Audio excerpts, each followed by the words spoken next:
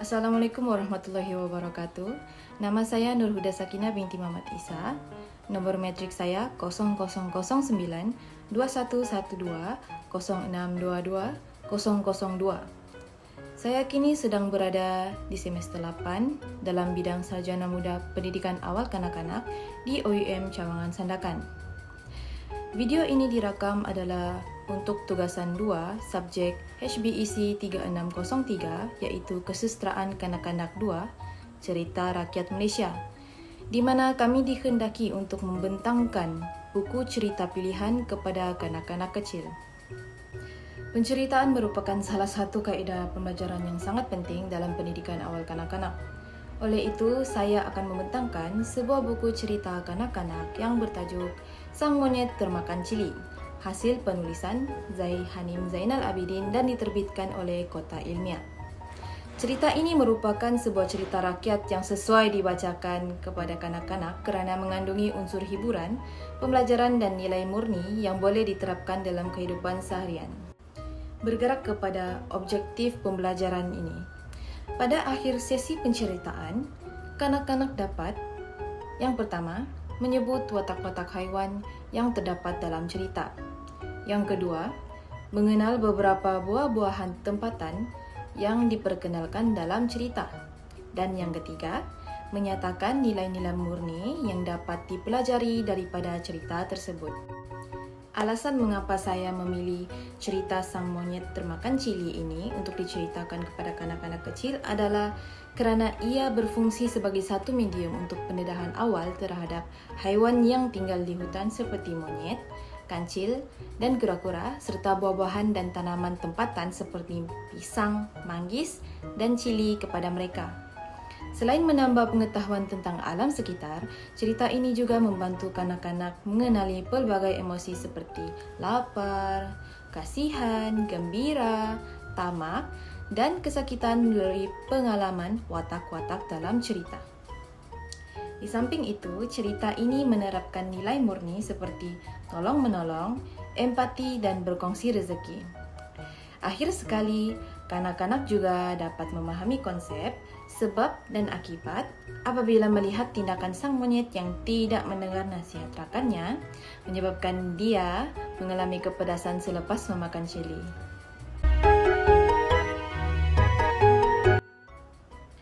Pada suatu hari yang damai, sang kancil dan sang kura-kura sedang bersiar-siar di kebun mereka.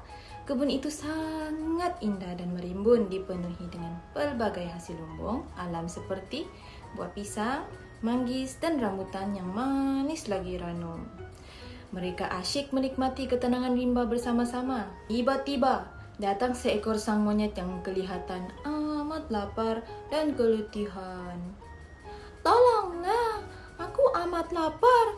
Sudah beberapa hari aku tidak makan," rayu sang monyet dengan nada yang sangat sedih. Melihat keadaan tetamu itu, sang kancil dan sang kura-kura berasa sangat kasihan. "Baiklah monyet, ambil apa saja buah yang kau mahu," pelawa sang kancil dengan ikhlas.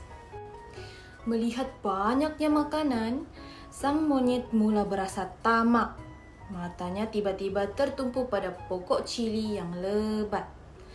"Aku mau buah merah itu," teriak sang monyet. "Jangan monyet, nanti kau yang menanggung pedihnya," tegah sang kura-kura. "Betul tu, pilihlah buah yang lain," sokong sang kancil. Namun, sang monyet yang degil menjawab dengan keras, "Aku tak peduli." Tanpa mempedulikan amaran sahabatnya, sang monyet terus meluru memetik cili yang merah menyala itu dan memakan dengan gelojoh. Nyam nyam nyam nyam nyam nyam. Tiba-tiba, sang monyet menjerit kesakitan. "Pedas, pedas! Air mana air pedas?" Muka sang monyet bertukar merah padam akibat kepedasan yang amat sangat. Lalu dia berlari lintang pukang mencari air. Pengajaran daripada kisah Sang Monyet Termakan Cili ini adalah yang pertama, jauhi sifat tamak. Bersyukurlah dengan apa yang diberikan kepada kita. Sikap tamak yang menginginkan semua benda hanya akan merugikan diri sendiri. Yang kedua, dengarlah nasihat sahabat. Sikap degil dan enggan mendengar amaran daripada mereka yang berniat baik selalu membawa malapetaka. Jadi, fikir dulu sebelum bertindak melulu. Selepas sesi penceritaan, guru-guru boleh menjalankan sesi soal jawab untuk menguji kefahaman kanak-kanak. Antara soalan yang boleh ditanya ialah, apakah yang berlaku selepas sang monyet memakan cili? Mengapakah kancil dan kura-kura berasa kasihan terhadap monyet? Cuba tunjukkan muka sang monyet apabila dia berkata, pedas! Dan jika kamu ialah sang monyet, buah apakah yang akan kamu pilih untuk dimakan? Nyam.